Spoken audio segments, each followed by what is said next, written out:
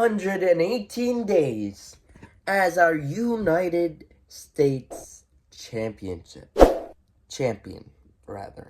And oh man, was it a great championship run for LA Knight.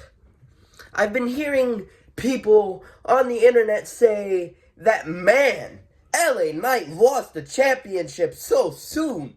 LA Knight this, LA Knight that. LA Knight's reign was garbage. LA Knight's reign wasn't that long. But you, us WWE fans, me included, have to remember, a championship run doesn't have to be glorious. Doesn't have to be super long, like a year-long reign, to be glorious. It can be short and phenomenal, and that's what we saw with LA Knight's United States Championship reign as U.S. champion. Guys, seriously, he defended the championship so much more than Logan Paul. Logan Paul only defended twice, or 3 times rather. No, he only defended the championship twice. At WrestleMania and SummerSlam. That's the only 2 times that he defended his championship. But when LA Knight won the United States Championship, he started defending every single week, opening it up to everyone in the locker room, opening it up for an open challenge. Don't you remember the Bash in Berlin United States Championship match when he opened it up to an open challenge and Ludwig Kaiser answered the call? Man, that match was a great match. One of the best matches in Bash in Berlin. In Berlin, I should say, because it was on SmackDown in Berlin.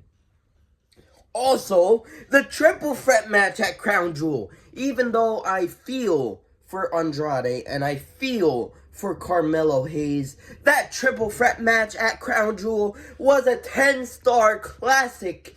And, in my opinion, up for match of the year in my year-end awards coming soon to YouTube. Probably one of these videos I'm gonna post.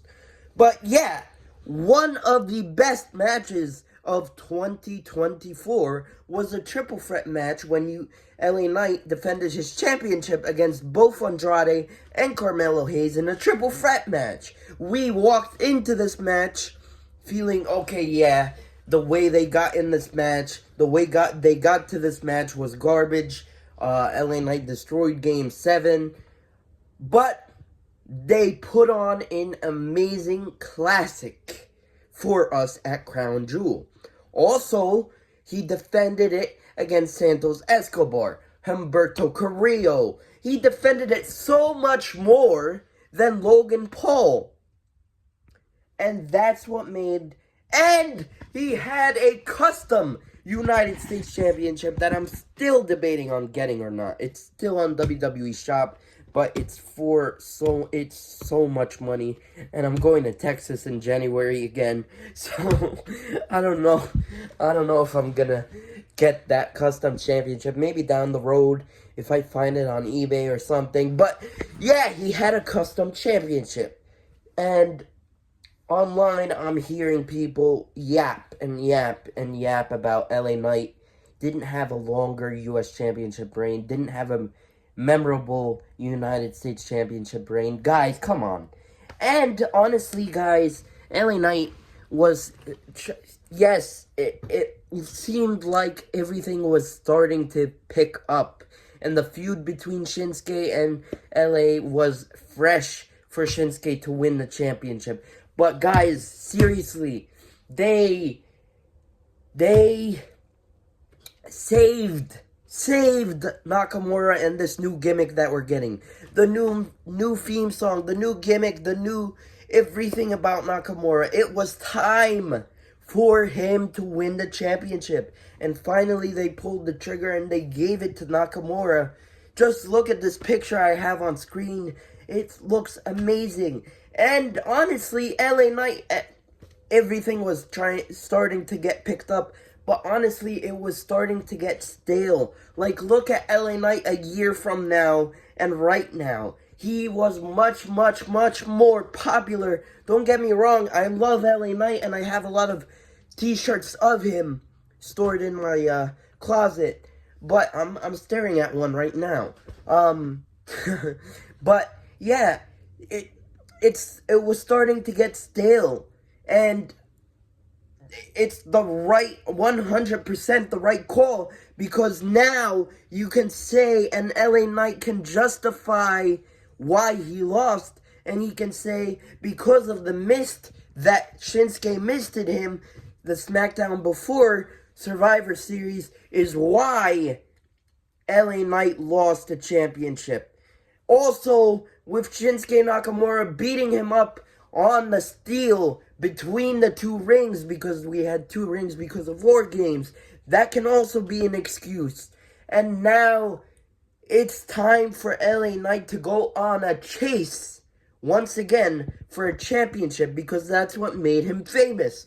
Also, if he's not gonna go on for the United States Championship, go on a chase for the United States Championship, he can go on a chase. It's finally time for him to go on a chase once again to put him in the main event picture and maybe put him up against the American Nightmare Cody Rhodes, or change him, make him do the switch to Monday Night Raw and make him as a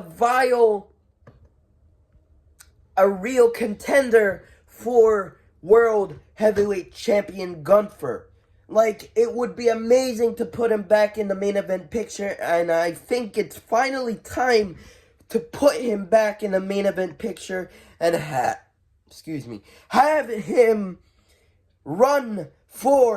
have him chase the World Heavyweight Championship. I think it's definitely time. LA Knight is an amazing talent, and I think it's definitely time for LA Knight to be in the World Heavyweight Championship picture once again, and maybe finally pull the trigger and put the World Heavyweight Championship on LA Knight. But if not, the United States, chasing after United States Championship is perfectly fine with me.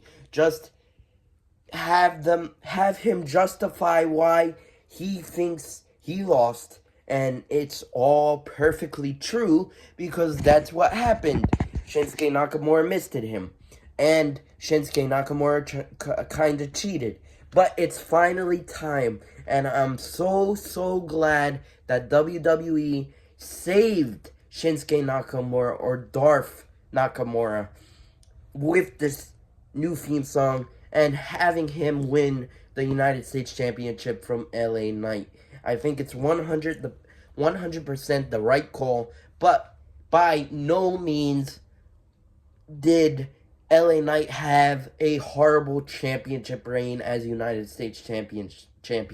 I think he had an amazing reign as U.S. champion. He's one of my favorite United States champions of all time, honestly. 118 days as U.S. champion, and an amazing 118 days as U.S. champion. Anyway, guys, that's my opinion of the LA Knight United States Championship reign. Let me know down in the comment section below what you guys think of his reign. I really want to know. Please like, comment, share, and subscribe. And I'll see you guys in my next video. But until then, get ready for my year-end award video coming out soon. And I'll see you guys in my next video. But until then, peace. Love you guys.